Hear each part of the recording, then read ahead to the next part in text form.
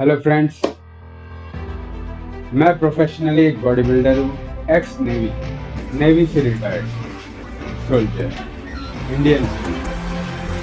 दोस्तों, body building मेरा passion. मैंने बॉडी बिल्डिंग कभी किसी कंपटीशन को पार्टिसिपेट करने के लिए या फिर कोई प्राइज मनी जीतने के लिए या पैसा कमाने के लिए नहीं किया। वो मुझे बचपन से पसंद था। जब मैं बड़ा हुआ मुझे उसका शौक रहा और मैंने उसको स्टार्ट किया और करता चला गया क्योंकि वो मुझे पसंद है। और फिर मैंने एक बहुत अच्छी फिजिक अचीव की। मेरे बैकग्राउंड में आप देख सकते हो।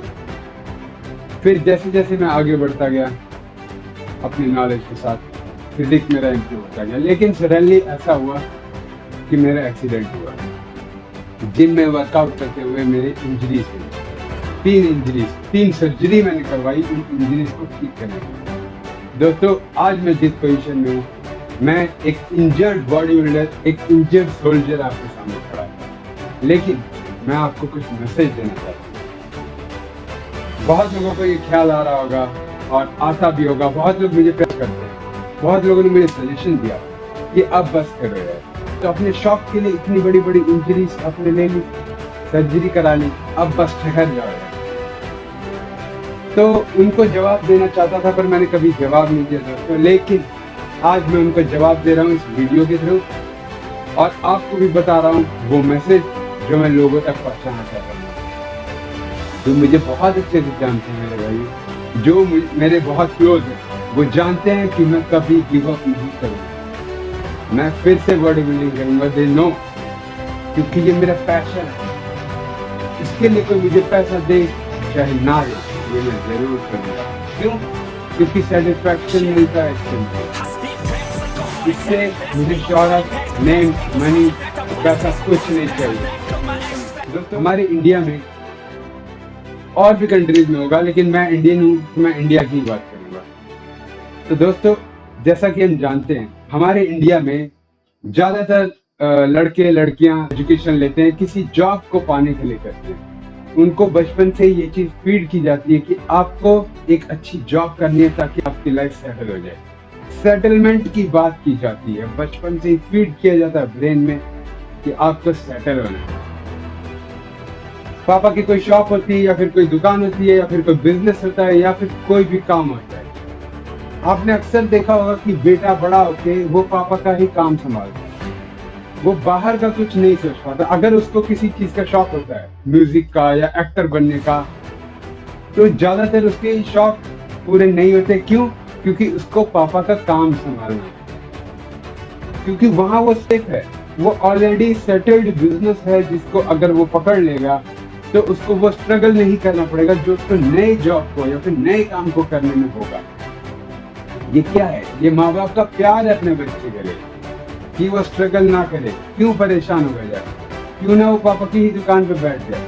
क्यों ना वो कोई आसान सी नौकरी पकड़ ले और लाइफ में सेटल हो जाए? उसको सब कुछ मिल जाएगा। सब कुछ मतलब उसको पर मंथ सैलरी आएगी, टेंशन नहीं रहेगी, उसकी शादी हो जाएगी उस नौकरी के दम पे। अच्छा हाँ, शादी से ज्यादातर आपने देखा होगा कि किसी भी लड़की की फैमिली वाले यही चाहते हैं कि हमारी बेटी की शादी ऐसे बंदे से हो जो जॉब कर रहा है, जो सेटल है। यहाँ पे भी सेटलमेंट की बात, मतलब हर जगह सेटलमेंट की बात। अब सेटलमेंट क्या है? What is settlement? सेटलमेंट वो चीज है जिसकी वजह से आप किसी भी गोल को अचीव नहीं कर सकते। अगर आपका कुछ बड़ा ड्रीम है, सभी का होता है जिंदगी में, कभी ना कभी सबने कुछ ना कुछ सपने देखे होंगे। वो सपने कैसे कुचले जाते हैं, क्यों कुचले जाते हैं, वो इस सेटलमेंट के वर्ड में छुपा हुआ है। तो सेटल हो जाओ। सेटलमेंट क्या है? सेटलमेंट एक एस्केप रूट है दोस्तों। जब आप बड़ा गोल डिसाइड करते हैं, उसको अचीव करने की कोशिश करते हैं, यहाँ पर आपको स्ट्रगल होता है, यहाँ आपको नॉलेज की जरूरत होती है, यहाँ पर आपको मोटिवेशन की जरूरत होती है, यहाँ पर आपको नेवर गिव अप एटीट्यूड की जरूरत होती है। और ये सब सेटलमेंट करने के लिए नहीं चाहिए, क्योंकि वहां तो ऑलरेडी सेटअप बिजनेस है। वहां तो एक ऐसी नौकरी है जो आपको इजीली मिल सकती है, जिसके लिए आपने पढ़ाई की है। इसी सोच के साथ हमने पढ़ाई की है, राइट? अब दोस्तों, यहाँ पर समझने की बात है, क्या आपके लिए गोल्स इंपॉर्टेंट है जो आपको ड्रीम लाइफ देंगे? जैसी कार आपको चाहिए वैसी मिलेगी, जैसा घर आपको चाहिए वैसा मिलेगा, जैसा लाइफ पार्टनर आपको चाहिए वैसा मिलेगा। दोस्त अपने फैमिली को जो एजुकेशन देना चाहेंगे आप वैसी, मतलब एक ड्रीम लाइफ, जहां आप घूमना चाहेंगे, वर्ल्ड टूर करना चाहेंगे, सब कुछ है यहाँ पर दोस्तों। आपके गोल को अचीव करने पर आपको मिलेगा। यहाँ पर आप तो जानते ही हैं, अगर जिंदगी में आपको ये समझना है कि आप जिस काम को कर रहे हैं वो सही है या नहीं, या वो जिंदगी में आपको क्या देगा, इसको जानने का सबसे आसान तरीका है कि उस काम को जो पहले कर रहे हैं, हमसे पहले जो उस काम को कर रहे हैं, आप उनको देख लीजिए 30 साल बाद वो कहाँ है। आपको अपनी मंजिल पता चल जाएगी कि आप किस रास्ते पर चल रहे हैं। 30 साल बाद वो जहाँ पहुंचे आप भी वहीं पहुंचेंगे, आप कहीं और नहीं पहुंचेंगे। तो अब डिसाइड आपको करना है कि आप अपने गोल की तरफ जाना चाहते हैं, इस रास्ते को चुनेंगे जहाँ स्ट्रगल है, या फिर उस रास्ते को चुनेंगे जहाँ पर स्ट्रगल है। दोस्तों अगर आपने सेटलमेंट का रास्ता चुन लिया है, या इसमें आपको लगता है कि ठीक है यार नौकरी कर लेंगे या फिर जो फैमिली बिजनेस था उसी को आगे बढ़ाएंगे, तो दोस्तों इस वीडियो को छोड़ दीजिए, ये वीडियो आपके लिए नहीं। और अगर आपने ये गोल का रास्ता सेलेक्ट किया है जो कि मुश्किल है, जहाँ स्ट्रगल है, अगर आपने ये रास्ता चुना है, तो दोस्तों ये वीडियो कंटिन्यू करिए। आपके लिए मैं एक स्टोरी लेके आया जो कि मेरे मोटिवेशन का सबसे बड़ा रीजन है, जो कि मुझे लाइफ में फाइट करने के लिए सिखाता है, मोटिवेट करता है। तो दोस्तों आपको ले चलता है युकातन पेनिनसुला। युकातन पेनिनसुला में 1519 में एक बहुत ही बहादुर इंसान ने फैसला किया वहां पर हमला करने का। क्यों? क्योंकि उसने एक विजन देखा था। युकातन पेनिनसुला में एक बहुत बड़ा खजाना था जिसकी रक्षा एक बहुत बड़ी सेना किया करती थी। बहुत लोगों ने उस पर अटैक करके वो खजाना हासिल करने की कोशिश की, लेकिन कोई कभी सफल नहीं हुआ। 1519 में क्यूबा के एक बहादुर लीडर ने फैसला किया कि मैं उस खजाने को हासिल करूंगा।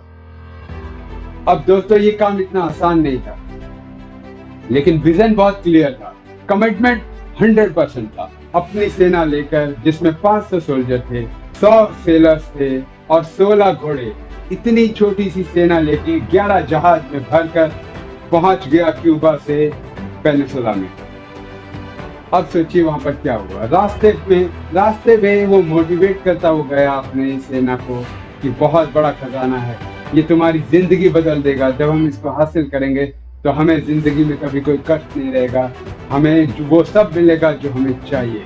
मोटिवेट करता गया। कभी वो ग्रुप मीटिंग्स लेता था, कभी वो लेक्चर करता था, कभी वो पर्सनली जो डिमोटिवेट होता था या पर्सनली जो वीक हो जाते थे उनसे बात करता था, ताकि मोटिवेशन 100% हाई रहे। सबको समझाता हुआ लेके गया, और जब वहां पहुंच गए तट पे, पेनिनसुला के तट पे, तो उसने बाकी सेना की तरह डायरेक्ट अटैक नहीं किया। उसका विजन क्लियर था दोस्तों, हर चीज दिमाग में रख के उसने काम किया। उसने तट पर अपनी सेना को विश्राम कराया, पूरे दिन पूरी रात विश्राम कराया। दोस्तों एक दिन एक रात वहां पर आराम करवाया अपनी सेना को। अगली सुबह अपने विजन के साथ, अपनी कमिटमेंट के साथ वो उठा। वो एक ग्रेट लीडर था दोस्तों, वो जानता था कि अब क्या होने वाला है। आखिरी मोटिवेशन बाकी था दोस्तों। फिर से याद दिलाए खजाना उनके लिए कितना जरूरी है, कितना इम्पोर्टेंट है ये खजाना इनके लिए हासिल करना, क्योंकि इनका विजन क्लियर था, गोल बहुत बड़ा था दोस्तों। फिर से याद दिला दूं, आज तक उस खजाने को कोई सेना जीत नहीं पाई थी, बड़ी से बड़ी सेना, और ये एक छोटी सेना थी। 500 सिपाही, 100 सेलर्स, 16 घोड़े और 11 जहाज। वो जानता था कि इसको अपने शरीर की ताकत से ज्यादा दिमाग की ताकत से हराया जा सकता है। सभी को लग रहा था कि ये वही बातें बताएगा कि खजाना कितना इम्पोर्टेंट है, आपके लिए जिंदगी बदल जाएगी, लेकिन ऐसा कुछ नहीं हुआ। उस लीडर ने सेना को हुक्म आदेश दिया, आग लगा दो जहाजों को। वैसा ही हुआ, उन जहाजों को आग लगा दिया गया। और फिर उसने बताया हमारे पास 2 ऑप्शन है, अगर हम जीत गए तो दुश्मन को हराकर खजाना लेकर दुश्मन के जहाजों में वापस क्यूबा जाएंगे, और अगर हार गए तो लड़ते लड़ते शहीद हो जाएंगे, यही मर जाएंगे। हमारे पास कोई प्लान बी नहीं है दोस्तों। करो या मरो की स्थिति देखकर सभी सोल्जर समझ गए कि अब उनको क्या करना है, जीतना होगा दोस्तों। हार का कोई ऑप्शन नहीं था उनके पास। अब आप अंदाजा लगा सकते हैं कि उस सेना ने क्या किया होगा। उस सेना ने हमला किया, सेना जीत गई और आधे से ज्यादा सोल्जर्स वो खजाना लेकर दुश्मनों के जहाजों में बैठकर अपने घर वापस गए। इससे हमें क्या सीख मिलती है? Never have plan B.